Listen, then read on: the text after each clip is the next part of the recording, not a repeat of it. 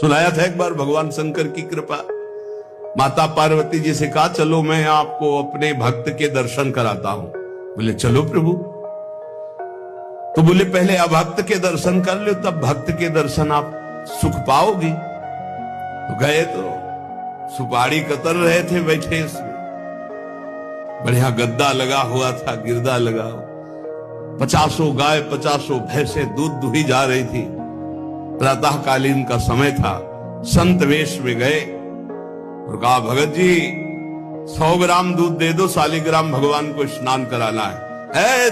चल दिया सुबह से, और क्या क्या बोलना सो। महादेव जी ने कहा हे भगवान, जितनी संपत्ति और वैभव इससे दुगना इसकी कर दो। माता जी ने कहा औघड़ इसीलिए कहा जाता है इनको, बड़े औघड़ नाथ है। 100 ग्राम दूध ले दिया, गाली दिया, ऊपर से कह रहे संपत्ति कह दे दुगनी। बोली नहीं पर अंदर अंदर बहुत विचित्र औढ़र दानी है आशुतोष। बोले चलो भगत के दर्शन। बोले अभक्त तो ऐसा था कि अगर आप साथ ना होते तो इसको भस्म ही कर देती हम, क्योंकि अंबा तो शक्ति है। आपका अपमान, अभक्त ऐसे ही होते हैं, मैं नाराज नहीं होना। भक्त के पास गए, एक झोपड़ी फूस की, एक गाय, और उसी फूस की झोपड़ी में माए उसकी मैया रहती थी। गए, जो देखा संत तो साष्टांग दंडवत किया, आओ बैठो बैठाला। 100-200 ग्राम गाय का दूध होगा, वो बढ़िया पान करने को ले दिया।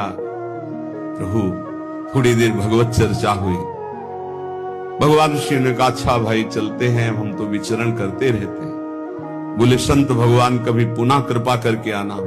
कुटिया के बाहर निकले और कहा हे करुणा निधान भगवान, इसकी गैया और मैया दोनों हटा दो, मार दो।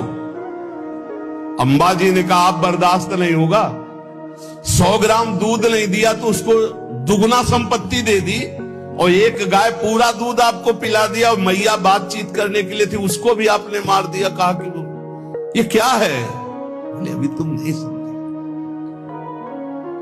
जब इतनी संपत्ति में साधु अपमान करके ऐसी गालियां देता, जब डबल संपत्ति होगी तो ऐसा अपराध करेगा घोर नरक जाएगा, समझो।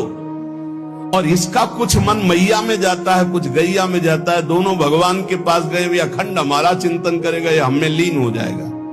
माता जी का ये बात तो सही। तो बोले जिस पर मैं कृपा करता हूं, इस माया प्रपंच से उसे अपने स्वरूप में स्थित करता हूं।